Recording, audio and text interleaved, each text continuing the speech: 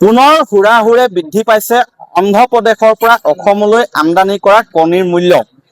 প্ৰতি কাৰ্টুন কণীত আজিৰ তাৰিখত খুচুৰা মূল্য হৈছেগৈ শিৱসাগৰ চহৰৰ মাজমজিয়াত 1500 টকাৰ পৰা 1520 টকা পৰ্যন্ত।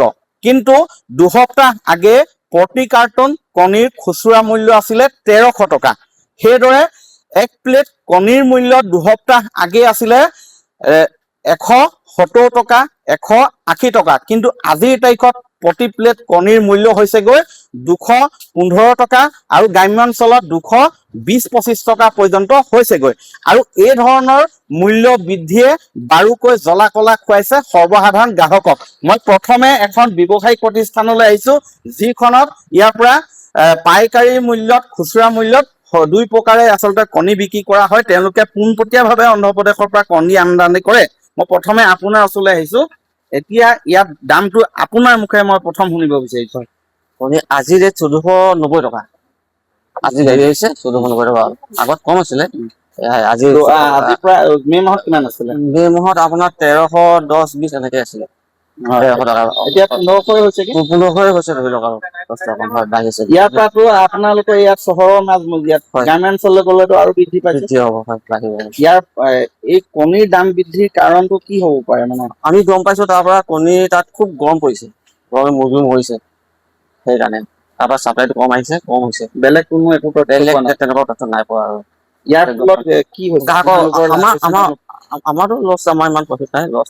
আৰু গ্ৰাহকৰ শাস্তি হৈছে, অসুবিধা হৈছে গ্ৰাহকৰ কিছু বহুতেই অসুবিধা হৈছে। আৰু গ্ৰাহকৰ আমাৰো দিগদাৰ হৈছে। মই খুচুৰা হিচাপে আন ঠাইলৈ নি কণী বিক্ৰী কৰা এজন ব্যৱসায়ী আছে, আপোনাৰ ওচৰলৈ আহিছো। দাদা, কি ধৰণৰ পাৰ্থক্য দেখা পাইছে? এই কেইসপ্তাহমানৰ ভিতৰত যথেষ্ট পাৰ্থক্য হৈছে, কাৰণ আমি খুচুৰাকে বিক্ৰী কৰোঁ, কিন্তু গ্ৰাহকে এতিয়া আমি যিটো দামত কিনিছো, ক্ৰয় কৰিছো, এতিয়াতো আমি দাম বৃদ্ধি কৰিব লাগিব। গ্ৰাহকে স্বাভাৱিকতে এই গৰমৰ কাৰণে বৃদ্ধি হোৱা কিবা এই কথাবোৰ অকণমান বুজিবলৈ টান হ'ব।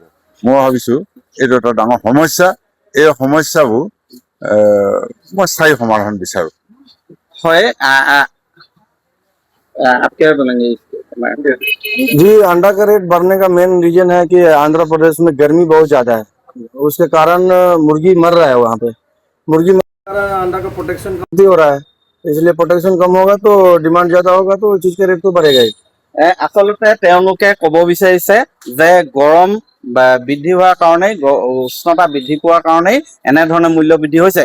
কিন্তু এটা কথা সহজেই অনুমেয় যে এই বছৰ যিমান গৰম পৰিছে, কিন্তু বিগত বৰ্ষতো তাতোতকৈ কিন্তু কোনো গুণে কম গৰম হোৱা নাছিলে বা উষ্ণতা কম নাছিলে। গতিকে তেনে ক্ষেত্ৰত কি দেখা যায়? মই আপোনাৰ ওচৰলৈ আহিছো যে আমাৰ শিৱসাগৰৰ কথাই মই ধৰিছো, যোৱা বছৰ যিটো গৰম আছিলে এইবাৰ কিন্তু অলপ কমহে পৰিছে। হয়, কম পৰিছে। ইয়াত কম, তাত অধিক পৰিছে। আমাৰ যদি অন্ধ্ৰপ্ৰদেশৰ আহে, অন্ধ্ৰপ্ৰদেশত অধিক পৰিছে, কুকুৰাবোৰ মৰিছে, মুৰ্গীবোৰ। মাজত কোনোবা বিশেষ তেনেকুৱা নাই পোৱা। তেনেকুৱা আমাৰ শ্ৰীৰামপুৰ গেটৰ কথা আমি শুনি থাকো। হয়, তেনেকুৱাতো আগৰ পৰাও চলি আছে, আগৰ পৰা দি থকা হৈছে। যেনেকে ধৰণে দিয়ে তেনেকে ধৰণে, একো হেৰি নাই। ব্যৱসায়ীসকলে কৈছে এটা, কিন্তু গ্ৰাহকৰ মনত প্ৰশ্ন যথেষ্ট উদ্বেগ হৈছে। আৰু এটা কথা লক্ষণীয় যে বিভিন্ন প্ৰান্তত কিছু তাৰতম্যও দেখা যায়। ইয়াত যিয়েই নহওক, কিন্তু ইয়াৰ প্ৰকৃত কাৰণ নে অত্যাধিক এনেধৰণে মূল্য বৃদ্ধি হোৱাৰ, এই ক্ষেত্ৰত তদন্তৰো প্ৰয়োজন আছে। ৰাইজে বিচাৰে তদন্ত, বিশেষকৈ কণীক লৈ চিণ্ডিকেট চলিছে নেকি, সেয়াও তদন্ত হোৱা উচিত। কাৰণ এনেধৰণে নিতৌ অন্ধ্ৰপ্ৰদেশৰ পৰা আমদানিকৃত কণীৰ অত্যাধিক মূল্য বৃদ্ধিয়ে বাৰুকৈ জ্বলা কলা খুৱাইছে সৰ্বসাধাৰণ ৰাইজক। আপুনি বিচৰা বাতৰি পাব কেৱল নিউজ 18 এপত। নিউজ 18 এপ ডাউনলোড কৰিবলৈ স্কেন কৰক এই QR কোড। গুগল প্লে ষ্টৰতো পাব এই নিউজ 18 এপ।